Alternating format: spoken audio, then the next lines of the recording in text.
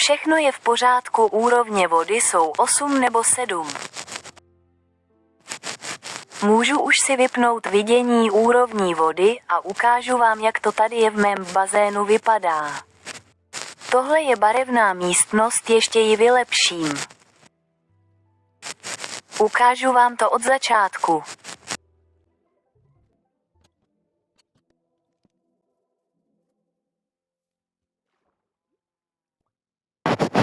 Skočím do tohohle širokého tunelu a poplavu dolů.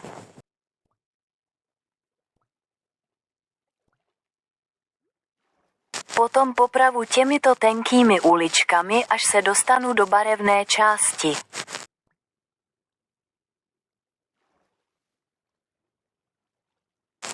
Teď mě čeká poslední cílová rovinka.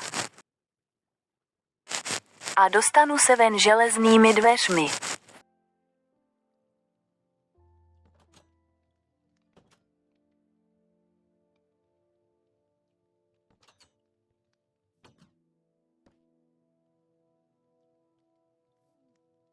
Jestli chcete, napište do komentářů, co bych mohl na tom bazénu změnit. To by bylo z tohoto videa všechno a mějte se hezky.